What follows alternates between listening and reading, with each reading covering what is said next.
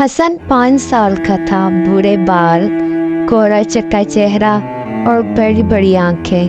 وہ ایک چھوٹے گاؤں میں اپنے دادا کے ساتھ رہتا تھا۔ حسن کو خوابوں کی دنیا، پریوں اور جادوئی چیزوں کی کہانیاں سننا بہت پسند تھا۔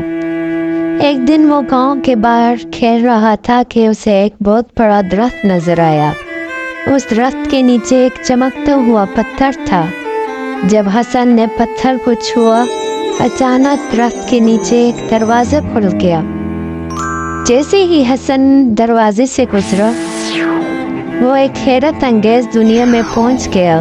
نیلا آسمان، اڑتے ہوئے جزیرے، بولتے ہوئے جانور اور رنگ برنگے پھول ہر طرف تھے۔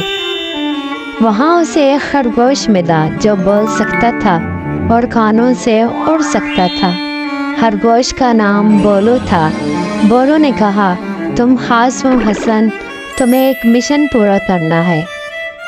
جادوئی دنیا پر ایک سایہ چھایا ہوا تھا۔ بدمزاج جادوگر غلام نے سب کی مسکراہٹیں چرا لی تھی۔ حسن کا مشن تھا وہ غلام سے مسکراہٹیں واپس لے آئے۔ حسن اور بولو نے ایک لمبا سفر طے کیا۔ انہیں برف کے پہاڑ، آگ کا جنگل اور بھول بلیوں والے میدان پار کرنے پڑے۔ ہر جگہ حسن نے بہادری دکھائی۔ آخر کار وہ غلام کے قلعے تک پہنچ گئے۔ حسن نے ہوشیاری سے قلعے میں داخل ہونے کا راستہ ڈھونڈا۔ غلام نے حسن کو ڈرایا، لیکن حسن نے کہا، میں سچائی اور ہمت سے آیا ہوں، تم خوف سے جیتے ہو، میں محبت سے۔ یہ سن کر غلام کی طاقت کمزور پڑ گئی اور مسکراہٹوں کا صندوق کھل گیا۔ جب حسن نے صندوق کھولا، پوری جادوئی دنیا روشن ہو گئی۔ پرندے گانا گانے لگے، درخت ناچنے لگے اور سب کے چہرے خوشی سے چمکنے لگے۔ بولو نے حسن کو گلے لگایا اور کہا، تم نے ہمیں بچا لیا، اب وقت ہے تم واپس جاؤ۔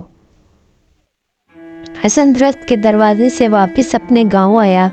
سب کچھ ویسا ہی تھا، لیکن اس کے دل میں ایک نئی دنیا بس چکی تھی۔